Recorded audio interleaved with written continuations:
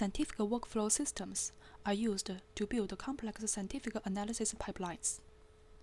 Usually, scientific data is structured hierarchically in nested collections. The record or list data structures are used in the current workflow systems, which bring in many shame actors, as we could see from this workflow. It makes the workflow harder to be modeled, understood, and evolved. The COMAT workflow framework has been developed to efficiently design collection-oriented scientific workflow. This typical COMAT workflow actually implements the same function as the previous workflow we have shown. The hierarchical data is flattened into a data stream, similar to the sex stream of XML data. Each processing unit is modeled as an actor. The main components of a COMAT actor are its black box and configuration. The black box implements the core data analysis logic. The configuration describes the signature of the black box, the actor scope, and its data bindings. The signature is defined by the actor developer to describe the black box interface. The scope and the data bindings are set by the workflow designer. Scope specifies the subtree of the data stream while the actor works on. Within the scope matrix, data bindings define which concrete data should be selected as the input of the black box and where the output data should be inserted to. All actors in COMAT workflows are connected into a virtual assembly line. Similar to workers in conveyor belt assembly lines, COMAT actors pick up certain data from the stream, process it, and put the output back.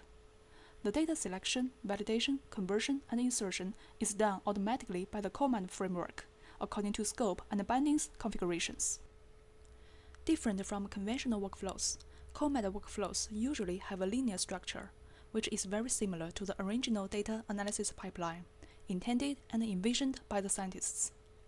This workflow imports data, aggregates data based on the generated time windows, and for each window calculates statistics like minimum, maximum, and growing degree days, and finally draws the time-based trend graph for the source station. COMAT actors and workflows are highly adaptable. Let's change the input. Instead of data collected from one station, we now process data collected from two stations of one county, organized in this way. We only need to change the scope of a chunker actor to work on each station instead of the whole collection.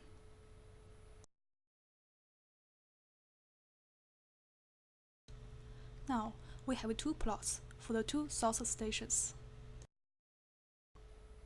Further, if we change the input to data collected from three stations of two counties, nothing else in the workflow needs to be changed this time.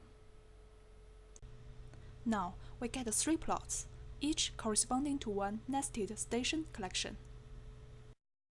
Besides the scope and the data bindings, the signature and the core data processing logic of COMAT actors are configurable. Therefore, we were able to easily wrap thousands of biomobile services by one actor, instead of developing thousands of actors with similar behavior. By configuring the service name, different services could be instantiated with the corresponding signatures. Now, we build a workflow to make a BLAST analysis based on the FAST file of the input gene or protein ID. There are other exciting features, which we cannot show in this short movie. Please stay tuned for more from the COMAT front.